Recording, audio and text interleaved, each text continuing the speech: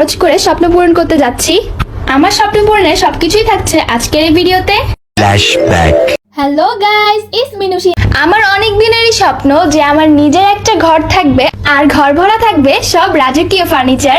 তোমরা তো জানোই আমার বাবা দেশে এসেছেন আর আমার প্রবাসীর বাবার কাছেই বায়না ধরলাম তুমি আমার ঘরটাকে ফার্নিচার দিয়ে সাজিয়ে দাও। তাই বাবা আজ তার রাজকন্যার আবদার পূরণ করতে যাচ্ছে। রাজকীয় ফার্নিচার কোথা থেকে নিয়েছে এবং এর প্রাইস কত নিয়েছে সবকিছু ডিটেইলস তোমাদের সাথে শেয়ার করব। আমি তো আজকে অনেক বেশি এক্সাইটেড। আর অলরেডি তোমরা দেখতেই পাচ্ছ তারা আমার ফার্নিচারটি নিয়ে চলে এসেছে। ফার্নিচার গুলো রাখার জন্য স্পেস দরকার আছে। আমি গ্যারেজটা ওপেন করে দিয়েছি, তারপর তারা একে একে করে ট্রাক থেকে সবগুলো ফার্নিচার নামিয়ে নিয়ে গ্যারেজে রেখেছে। আমি যে সব থেকে ফার্নিচারটি নিয়েছি তো সেই আঙ্কেলকে আগেই বলে দিয়েছিলাম যে এটা আমার অনেক শখের ফার্নিচার, যেন কোনো স্পট না পড়ে। এই কারণে তারা খুব সুন্দরভাবে ফার্নিচারগুলো উঠাচ্ছে। ফার্নিচারের সাথে আমরা এই ম্যাট্রেসটাও নিয়েছিলাম, তো বাবা চেক করতেছিল যে আমাদেরকে ভালোটা দেওয়া হয়েছে কিনা। ফার্নিচারগুলো ওঠানোর জন্য 3 জন লোক এসেছিল। 2 জন লোক ফার্নিচার নিয়ে আসলে 1 জন লোক ঘাটটাকে সেট আপ করতেছিল, মানে খুব দ্রুত কাজগুলো হয়ে যাচ্ছে। ফার্নিচার অনুযায়ী আমার রুমটা একটু ছোট হয়ে গিয়েছে, ভেবেছিলাম এই রুমে হয়ে যাবে, এই কারণে খাটটাকে আগে সেট করে নেওয়া হয়েছে।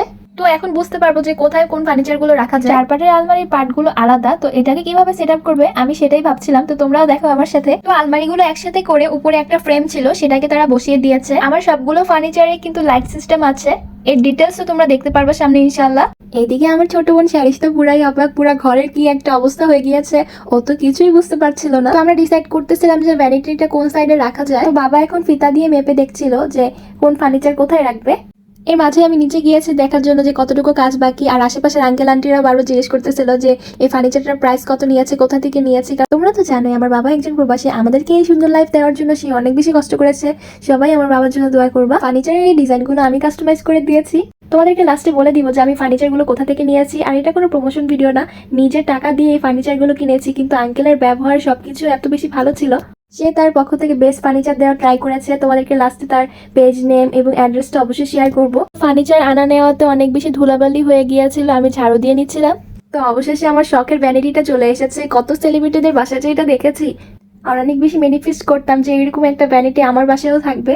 তা আমি আর বাবাকে বলছিলাম এত বড় ভ্যানিটি হয়েছে, এখন তো আরো বেশি মেকআপ কিনতে হবে। তো সে আমার কথা শুনে পুরাই অবাক, বললো আরো খরচ বেড়ে গেল তাহলে আমার। তো ভ্যানিটিটা সেট আপ করে নেওয়া হচ্ছিল। এরপর আমাদেরকে আলমারির লাইটটা কিভাবে ইউজ করতে হয় তা দেখিয়ে দিচ্ছিল। আমার রুমের পুরো ফার্নিচার সেট আপ করা হয়ে গিয়েছে, এখন হচ্ছে তাদেরকে টাকাগুলো দিয়ে দিতে হবে।